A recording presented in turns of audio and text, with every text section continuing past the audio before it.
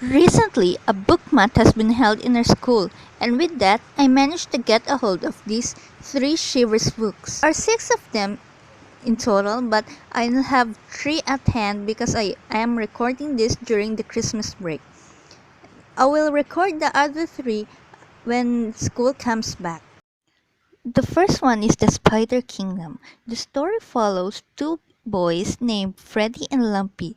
They are bullies who are mean to both people and animals alike, including insects.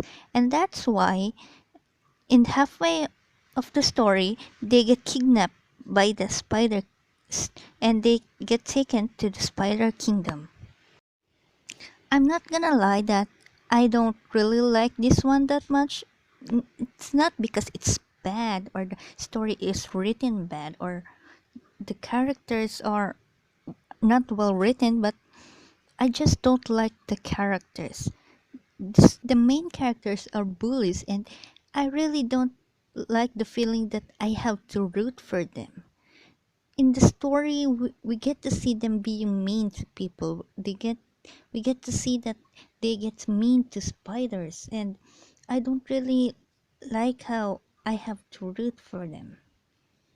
All I could think that I just want to die and get the justice that they deserve. However, the main characters being bullies and being hateable are exactly the point, and I cannot say that the book is bad because of just that, but I just didn't enjoy it because I really am not rooting for the characters, and I really can say that oof, it doesn't seem that we started off that good, huh? Maybe the next one will bring out better results. The next one is Pool Ghoul. The story follows a girl named Laura who loves to swim. She's in the swimming club and she just came back from swimming camp, and when she got home, she found out that they moved in the new place, and that place and their new home has a pool. However, the pool seems to have some weird, some strange things going on. For this book, I really love this. Not only I like the main character, I also love the other characters, her brother's classmate, their parents, and the villainous person, and as well as a mysterious old woman who you don't know if she is the cause or if she will help Laura in the story. Also, I just want to add that her brother's classmate or schoolmate is a character type that I really like in anime, so it's add plus points that I really love this one.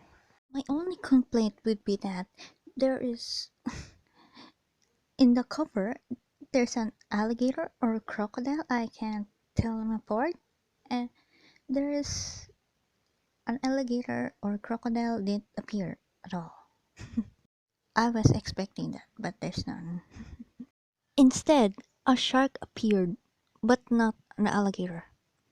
You will get it if you read the story.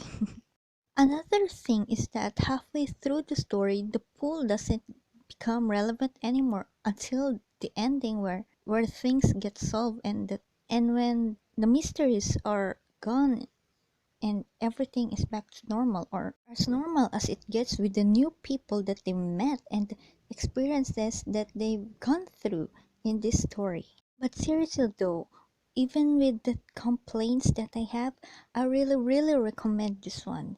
And in the six Shivers books that I have read so far, this is either the second or third favorite of mine.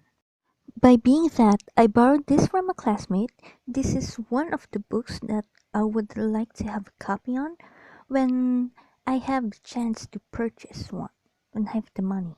And at this point, I noticed that I prefer female leads over male ones. But you wouldn't understand that when the fifth book is shown as the second one. The third and final book for this video would be The Beast Beneath the Boardwalk. The story follows a boy named Alec who goes to Seco City with his family every summer. He loves to visit his uncle's arcade in particular. But this time he is joined by his cousin Mary, who visited from Ireland. Together, they experience a natural disaster that struck upon Seacoast City.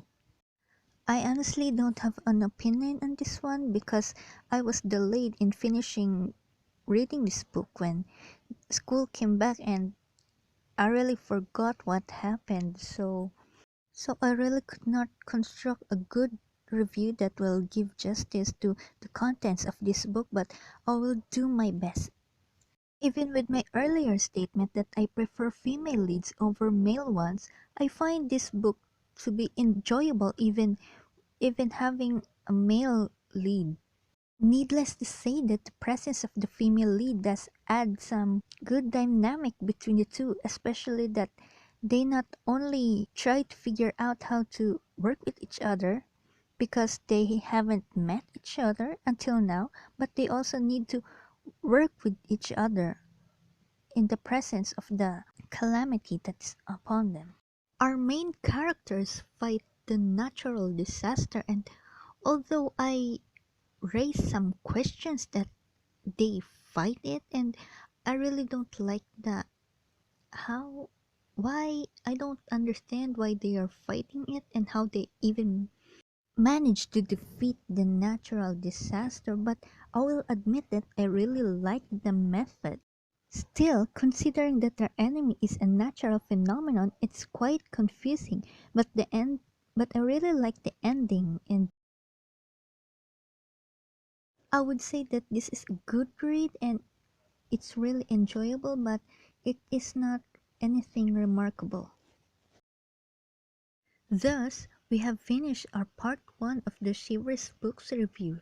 I would recommend you to read these books for yourselves and not just rely on a review from me and because this is my first time, so I think it is really not good. Even if these aren't game changers for the genre or the book industry in itself, these books are enjoyable to read in your leisure time. Perhaps we can awaken the imaginative selves within us, creating the scenes that the book tells in our mind and immersing ourselves within the stories and just experiencing the pleasure that we feel through the stories that we read could give us an escape in this chaotic world. Here is a look with all 6 Shivers books.